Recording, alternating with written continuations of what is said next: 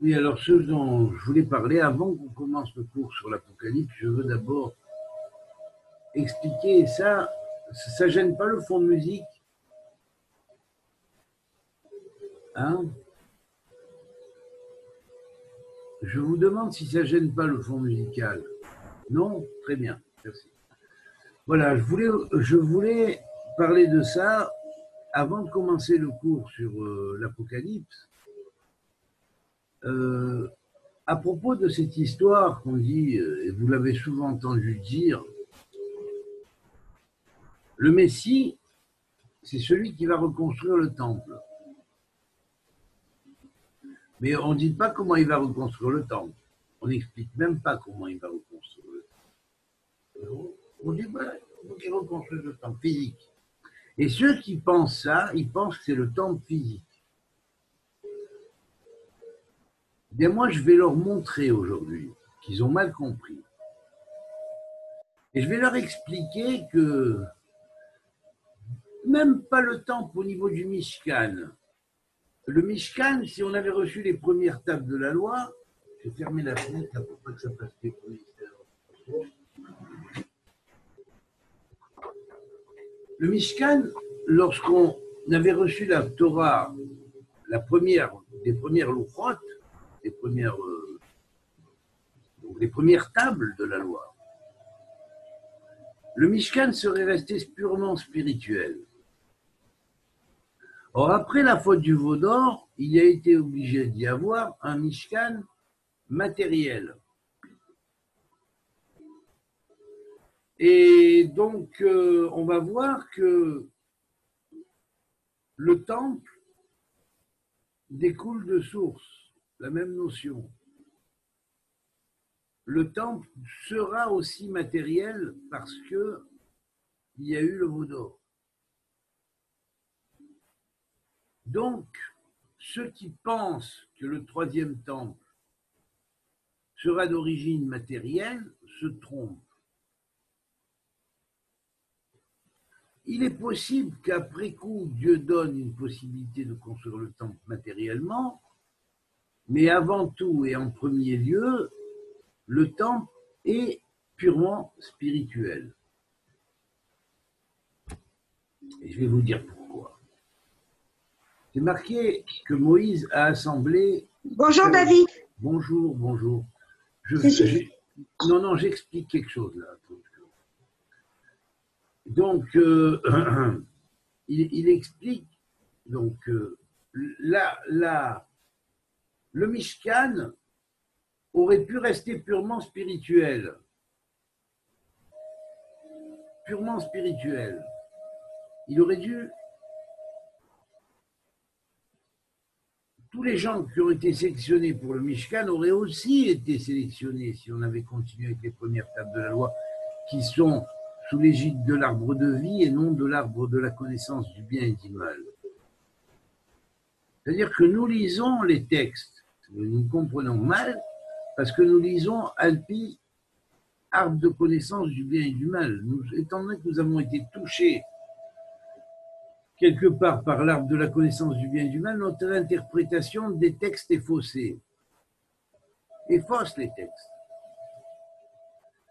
Cependant, si on était resté au stade de l'arbre de vie, on n'aurait pas eu besoin de construire d'autels des holocaustes, on n'aurait même pas eu besoin de construire de Mishkan, on n'aurait même pas eu besoin de construire de temple, pour la simple et bonne raison que le temple aurait été dans le cœur de l'homme, il aurait été ce qui l'entoure comme une puissance spirituelle qui l'entoure. Alors, ça c'est vrai, et on le sait, les textes le disent, les commentateurs des textes le disent. Cependant, là où il n'y a pas de commentaires là-dessus, c'est en supposant, certes, on sait que tous ceux qui ont été sélectionnés comme Chachamim de cœur ont été utilisés pour les différents travaux du temple, pour réaliser l'œuvre artisanale de tous les travaux du temple. Donc c'est clair. d'abord dans le Mishkan, puis plus tard dans le temple, il y avait les tailleurs de pierre, il y avait l'entrepreneur, il y avait celui qui donnait les dimensions des grandes pierres, des petites pierres, des moyennes pierres, de combien à combien elles étaient, ceux qui faisaient la taille de la pierre, comment ils faisaient la taille de la pierre, quelles étaient leurs cavanotes quand ils faisaient la taille de la pierre, quand ils mettaient les couleurs sur les tentures, quelles étaient leurs cavanotes. Tout ça, on n'en parle pas vraiment, on ne le développe pas. Cependant, on dit que pour le Mishkan, par exemple, Betzalel faisait l'œuvre en fonction qu'il travaillait Betzel El, c'est-à-dire à l'ombre de Dieu. À l'ombre de Dieu, c'est-à-dire que, en fait, étant donné qu'il connaissait la signification cachée et secrète des lettres dans la langue divine et dans la langue cosmique, il savait reproduire cela sous forme d'œuvres artisanales en correspondance avec cette forme cosmique. Et qu'est-ce qu'il traduisait? C'est la langue cosmique dont je vous parle. Donc cette langue cosmique-là, c'est le temple spirituel. C'est le troisième temple. Et même ça vaut plus que le troisième temple, parce qu'il y a toutes les manières et toutes les clés de la construction du troisième temple, de l'unification universelle.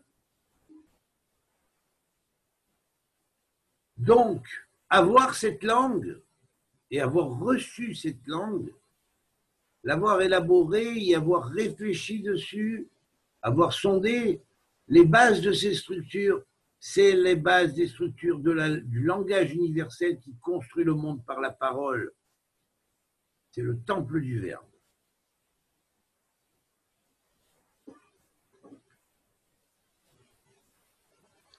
Alors qu'il n'y ait pas un X ou Y qui vient me chanter en me disant « Ouais, seulement il faut reconstruire le temple ». Reconstruire le temple, c'est œuvre humaine.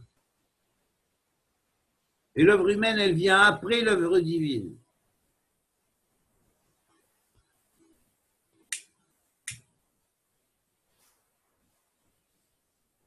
C'est la langue métatronienne. Donc je dis, la langue métatronienne est supérieure au temple. Et à tout temple qui peuvent s'imaginer, pour la simple et bonne raison que c'est la base de la construction du temple céleste, universel, qui est le temple du langage ou le temple du logos. Et une partie terrestre qui va être prise pour faire le temple de la terre. Décrété et donné par le ciel, c'est tout. Donc c'est la structure du langage qui modèle les âmes, qui va les structurer, leur apprendre comment réaliser les choses qu'ils doivent réaliser, au lieu de les laisser en suspens, et construire le monde de Dieu qui est son temple. Ça n'a rien à voir avec un temple, avec tu donnes tant de temps pour le temple et tant pour le temple. Tout ça, ça ne va plus exister. Ça, c'est les marchands du temple. C'est pas pareil.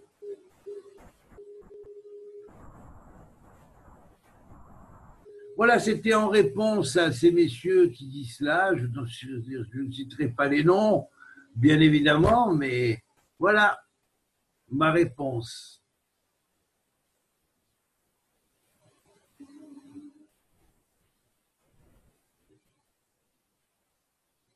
Voilà, donc ça, c'était pour mettre un petit...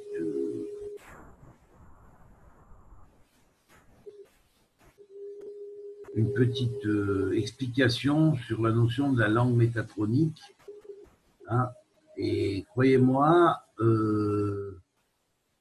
avec tous les termes kabbalistiques de la langue métatronique, hein, et tout le langage qu'il contient, c'est largement les bases, et même les bases des bases de toutes les structures, de toutes les pierres sacrées, jusqu'à la pierre sacrée des sacrés, qui est le Even Maasu Avonim, Aïta les Rosh Pina, la pierre qui était méprisé par les architectes, ou les 10 architectes, hein, entre guillemets, hein, est devenu une pierre d'angle.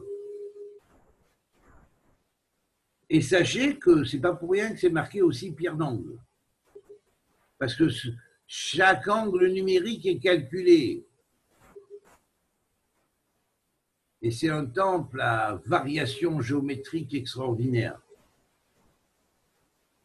Alors les pierres peuvent s'emboîter d'une certaine manière pour former le temple, avec chaque pierre signée de sa structure, mais derrière la structure, il y a des structures géométriques.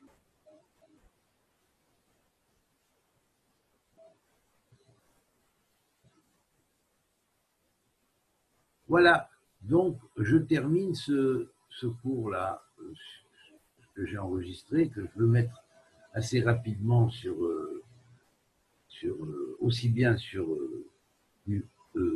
Facebook que surtout sur YouTube, parce qu'il y en a beaucoup qui consultent mon YouTube et qui ne se déclarent pas, on ne sait pas qui c'est. Donc, comme ça, ils auront les réponses. Alors, idiotie. Ils auront la réponse à leur idiotie. Ils commenceront à comprendre qu'on ne peut pas mettre la charrue avant les bœufs, dans tous les cas du terme. Voilà. Alors, fin de ce petit cours de mise au point.